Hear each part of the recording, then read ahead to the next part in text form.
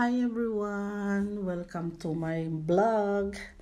Andito kami ngayon sa studio Unyas ng kapatid ko. Unyas Studio.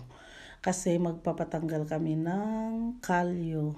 Dahil December, syempre, kailangan din naman natin i-pamper yung sarili natin. Kasi masakit na yung mga kikit namin. Kikit! Yung sa paa. Ang sakit na kasi guys, ang daming kalyo. Ayan sa kanya, grabe yung nakusko, sobra.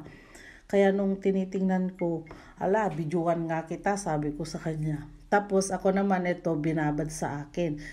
Syempre, mas maano tayo, mas matalino, pinauna ko yung kapatid ko. Ako, mas maganda na maibabad muna yung paa ko sa maligamgam na tubig. Tapos pili-pili na tayo ng kulay, ng cutex natin guys. Ayan. Siya, kinukulayan na. Magkaiba kami ngayon ng kulay. Hindi gaya dati na pag nagpapalinis kami, same ng color. Dito pala yan guys sa may Legazpi. Magaling yan, pinupuntahan namin. Ito siya, grabe, para siyang Pinoy kung magkuskus ng kuko. Kaya gustong-gusto namin, binabalikan namin, ilang years na siya ang naglilinis ng mga kuko namin.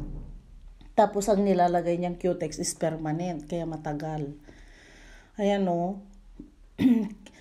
paa ko na yan guys, kinukuskus na niya.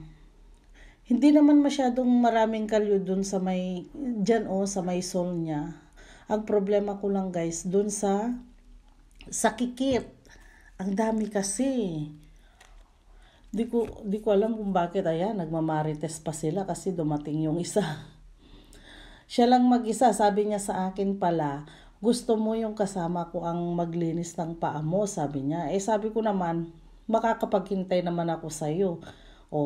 Kita nyo, tumayo pa siya para kuskusin. Mabait yan. Taga dito rin sa amin. Diyan lang sa may taas. Tingnan nyo guys. Diyan, ang daming kalyo dyan. Ang sakit kaya pag nagsasapatos ako. Pag nagtatrabaho, grabe ang sakit. Kaya, tingnan nyo yung pantanggal niya. Ang dami na doon Need ko na naman magpalinis sa katapusan. Kasi sumasakit na naman. Ewan ko ba, di ko alam kung nasanay na matanggalan ng kalyo or what. Pero kailangan ko talaga magpalinis buwan-buwan guys. Kasi wala. Akong nahihirapan pag naglalakad ako, pag nagtatrabaho. Ang hirap. Sige, kuskus. Tayo ka pa. Mabait yan. Mag-isa lang siya nagtatrabaho. Yung isa naman extra. Kasi may nagpalinis ng, yung gel na kuko, nagpa-extension. At yan, tapos na nga. Pag tapos ka na pala niyang kuskusan, imamasahe niya yung paa mo. Ang sarap kaya guys, pag ganyan yung tinatapik-tapik niya yun doon sa may sole mo. Parang nawawala yung mga stress, yung mga, basta. Masarap sa pakiramdam. Pag massage niya, ganyan. Yan yung sinasabi ko. Ang sarap sa pakiramdam pag tinatapik ng ganon. At tapos na nga tayo. Color time na. Pintura.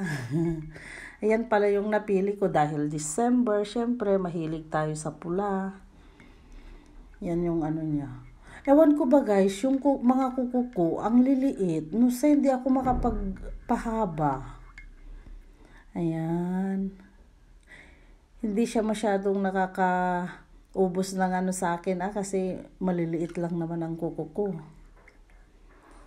Mabait yan guys. Try nyo sa Unyas Studio dito lang sa may Legazpi. Malapit lang Tingnan nyo. Lapit na matapos ang kuko ni Banjang.